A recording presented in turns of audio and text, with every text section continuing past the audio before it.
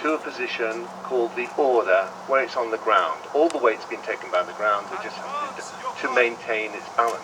But you can't walk with it like that or march. So it's got to be got up into an active position, which is the advance. No good for marching long distance because it takes a lot of control. So for long distance marching, they would put their pike on their shoulder, which you've just seen. From that position, they can go to the port. It comes from the French word for a gate or a door, and it enabled them, they could march with it in this position, and they could see where the top of the pikes, which would be 18-foot length with a steel head on the top, they could make sure that it's going to fit through the doorway because they can now see it. Charge your pike! And of course it's a nice intermediary position for the aggressive pose, which is what you do your damage with. The pike at this stage would attack other pikemen, and the officer is testing the resolve and the body posture of the men so that they have got their weight thoroughly behind that pike. Those at head and chest height are formidable weapons. Now, if they was to stand on duty for some time, right, the tall pike up in the air was not much use, but it was quite useful there on the side, by the hip, at the cheek. So that would be the sentry position that the pike would adopt. Trail your pike. And not very different from the trail, where they hold it slightly closer to the head and they release it with the left hand. They could march in this position, dragging the bottom of the pike on the ground, and it was very useful if they had to pass through the woods, which we would see around here. There's see, the sergeant has to watch for everything. I bet you didn't notice that. I didn't either. Your right-hand side. Don't hit me on the head.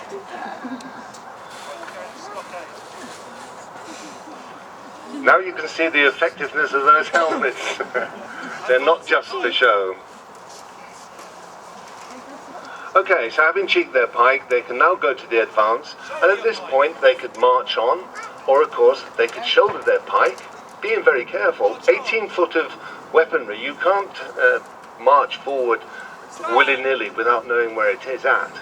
Now if they were marching along, and some aggressive commentator with a microphone was to creep up behind them, you would think that they would be unseen, I would be unseen, and I could attack them, especially if I had a mob of pike with me.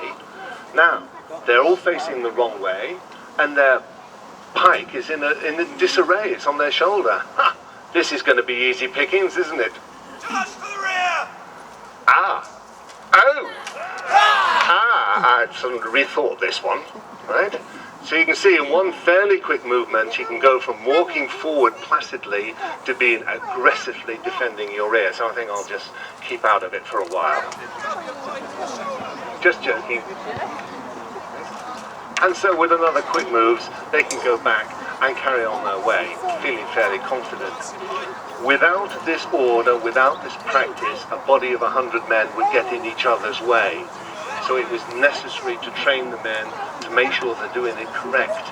As you saw, he corrected one of the pike, who probably did it deliberately for this display, because if you put yours on the wrong side, it messes up everybody else. So, the pike are now redressing, because they've moved around. Charge your pike!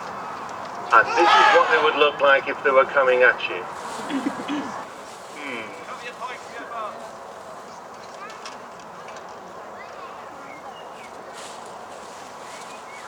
Are we going to charge for horse? To your right-hand face. Put your pike in close order.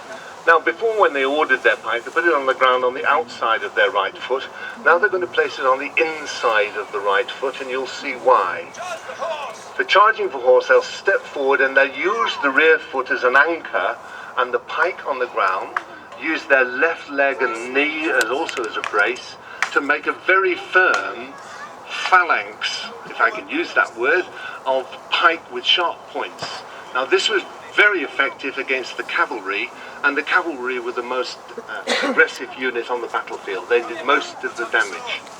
So not only could the pikemen protect themselves, they could protect the old musketeers who, when they did that formation, would run in into the cover and the protection of the pike. So, there is the pike block. Right? I suggest that if you've got time later on, you come and try on a back and breast. You pick up a pike, you find its weight, and put one of those helmets on.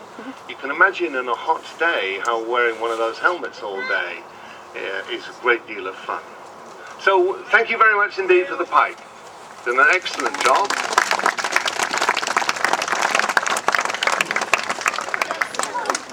And the pike officer is making sure that the men, through the commands that he gives and the orders that he gives, that when the pike block return, they are in exactly the same positions as when they started. Because seniority and authority is very important, because you have your best men in the best places.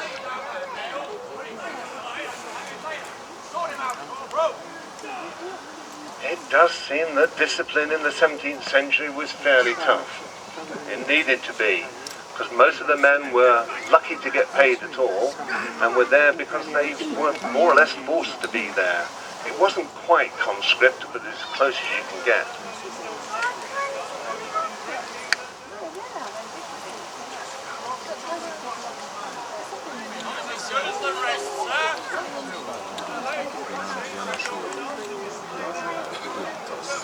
As you can see, the officers took very good care to bully their men into shape.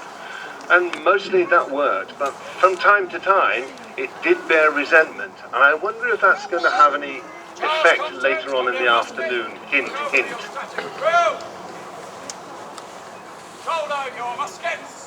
Now we're going to look and see what the musket do, right? They're going through their postures. They come from the border, sitting on the ground like the pike, to the shoulder, where they could then therefore march just as the pike could march at the shoulder.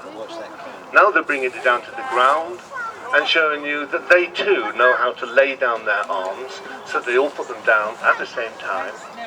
We don't have time today, but they would also take off their bandoliers or their powder flasks, and I'll describe those to you later. All of the muskets would have been laid down so that the business mechanism, the pan, would have been upright so that the damp grass wouldn't get them wet. Having recovered their muskets,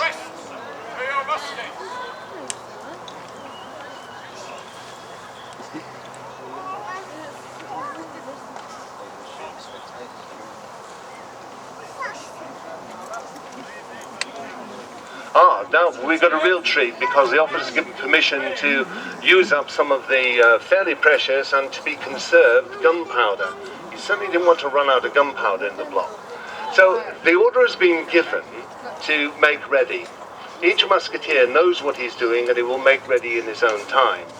It is fairly complicated to see, so once they've done the first firing, we'll get them closer to you and we'll take it step by step so you can see how complex that maneuver was. But let me tell you that it's a muzzle loading musket, so they have to put the gunpowder down the musket barrel, because that's where it's going to come out from. There's no other way in. To fire off that charge, there will be a small touch hole which leads from the barrel to a small area on the side of the barrel called the pan. And what they will do first is prime that pan and close it before they charge the barrel itself.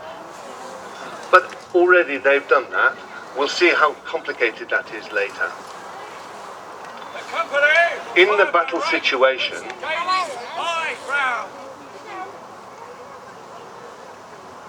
in a battle situation with the two opposing armies coming towards each other, the musket was the long-range weaponry.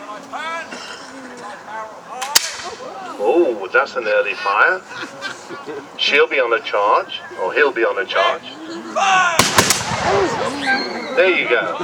That was just 3 muskets. Imagine what 100 would be like, or a full rank of 10.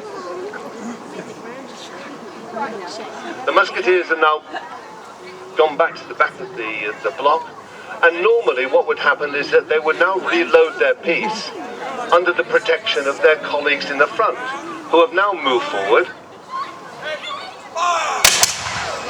and now they can return fire. So as a consequence, you can keep up a rate of fire where you're firing maybe every 10 or 15 seconds, whereas each individual might take up to a minute in order to reload. Not as good as a bow and arrow, mind you. The archers of the period slightly before this. Whoa! Somebody's got a loud musket.